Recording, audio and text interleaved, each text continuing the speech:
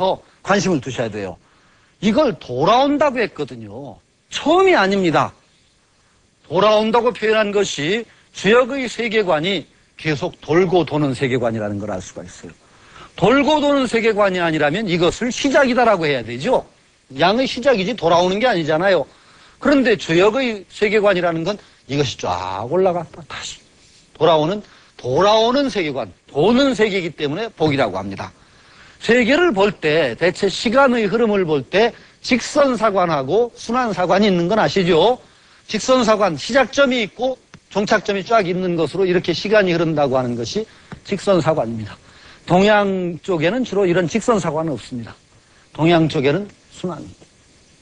시간의 흐름을 순환으로 돌아오는 것. 이 직선적인 시간의 흐름을 이제 얘기하는 것이 대표적인 것이 기독교입니다. 야훼에 의한 창조로부터 시작해서 최후의 심판으로 종말을 내요. 뭐 인도적인 윤회하는 세계, 중국 이 음양을 8개로 이게 순환하는 64개의 순환도 순환이지 시작과 끝이 있는 건 아닙니다. 여기가 시작점이고 여기가 끝점은 없습니다. 언제나 끝없는 순환이 있죠. 끝없는 순환이지만 똑같은 순환은 아닙니다. 돌아오고 다시 새롭게 순환합니다. 이게 그래서 이 궤 이름이 복이라는 것 자체가 돌아옴이라는 의미가 있죠. 순환을 얘기합니다. 여러 가지 이제 이게 돌아옴에서 돌아옴과 비슷하지만 이 궤에서 얻을 수 있는 여러 이제 특징들을 한번 생각해 보세요. 우선 기본적으로 음이 꽉 차 있던 데서 처음으로 양이 생기는 거죠. 또 땅 밑에서 뇌는 움직임입니다. 움직임이 일어나는 거예요. 뭡니까?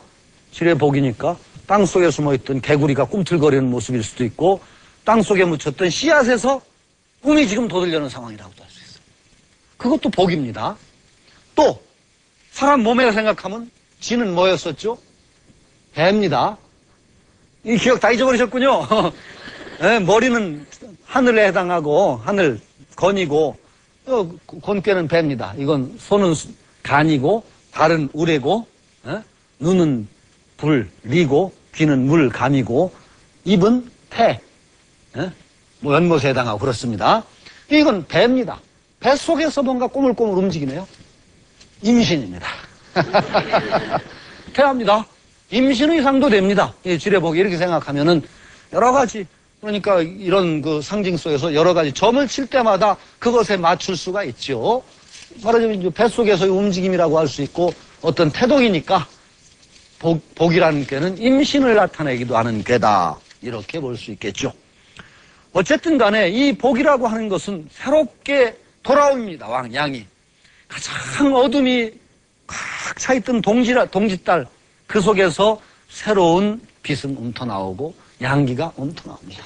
우리가 가장 절망적인 상황이라고 하는 그 속에 희망의 빛은 다시 솟아오르는 것과 마찬가지라고 할 수 있죠. 그래서 이렇게 새롭게 움터나오는 그 세계, 여기에서 주역은 이걸 이렇게 찬양을 합니다.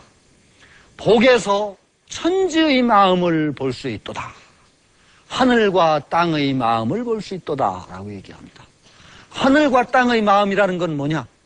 그렇게 새롭게 다시 소생시켜주는 힘, 이게 하늘과 땅의 마음이래요. 어진 마음. 하늘과 땅의 근본 마음은 생이에요. 생생불식이에요. 낳고 나와서 쉬지 않는 거예요. 음이 꽉 차서 어둠이 꽉 차면서 다시 새롭게 싹을 틔워주는 것이 천지의 마음이래요. 그래서 천지의 마음을 본받는 우리는 호생지덕을 가져야 된다는 말도 하고 천지가 원래 호생지덕을 가지고 있다고 하죠. 낳는 것, 살아가는 것, 그것을 좋아하는 그 마음, 덕입니다. 어쨌든 주역의 우주관이나 그 동양적인 어떤 그 세계관 속에서는 살아있는 것들을 죽이는 것, 이것을 찬양한 적은 없어요. 절대. 언제나 가능하면 모든 것들을 살려주는 것, 살도록 해주는 것, 낳도록 해주는 것, 이것이 덕이라고 보는 겁니다. 호생지덕. 그러니까 복이라는 것은 봄의 새로운 태동이니까 그 속에서 싹이 움터나오듯 생명을 다시 움트게 해주는 그 기상이요. 여기에서 천지의 마음을 본다. 하늘과 땅의 마음을 본다. 라고 하는 주역의 그 단전의 말은 참 우리가 음미할 만해요. 우리가 그 호생지덕을 가져야 된다는 건 저는 뭐 이거 대전제로 받아들여도 좋다고 생각합니다. 호생지덕이라는 건 남이 잘 되는 걸 좋아하는 마음. 남의 마음을 다치게 하는 것도 생명을 해치는 겁니다. 남의 마음을 아프게 하지 않고. 거기서부터 출발합니다. 그 구체적으로는 모든 자기 주변에 있는 것들이 자기로 말미암아서 생을 더 잘 누릴 수 있게 해주는 것에서 기쁨을 느끼는 자세입니다. 사람들이 이런 마음을 가지고 산다면은 정말로 세계가 정말 살맛나고 우리 삶이 살맛나고 인간뿐이 아니라 인간과 주변에 있는 모든 생명들이 함께 어우러져서 사는 그런 세계가 될 것 같아요. 그런데 제가 늘 걱정인 것이 저로서의 걱정은 쓸데없는 걱정인지 모르지만 인간이 이렇게 살다가는 인간도 망하고 지구도 망하게 하겠다. 왜? 말씀대로 이 인간이 지금 암세포처럼 살잖아요. 지구의 암세포. 인간이 퍼지는 데는 다 주변이 다 망개져요. 암세포가 분열해서 계속 끝없이 불어나듯이 요새는 의술도 발달해 있어서 그냥 오래도 사는 데다가 소비는 한 사람이 살기 위해서 생명 100생명, 200생명이 소비해야 될 목을 인간 하나가 다 소비를 합니다. 그러니까 다 망가질 수밖에 없죠. 호생지덕을 가졌다면 이렇게 살면 안 되는 거예요, 우리가.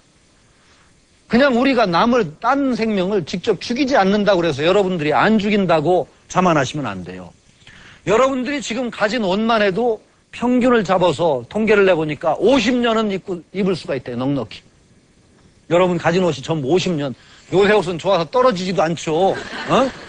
예전에 기어 입던 생각해보세요. 양말 그 전구 넣어가지고 그냥 다 기어서 신던 생각해보세요. 50년이 뭐예요? 100년 해요, 100년. 그런데 그거 10년도 안 입어요. 10년이 뭐예요? 5년도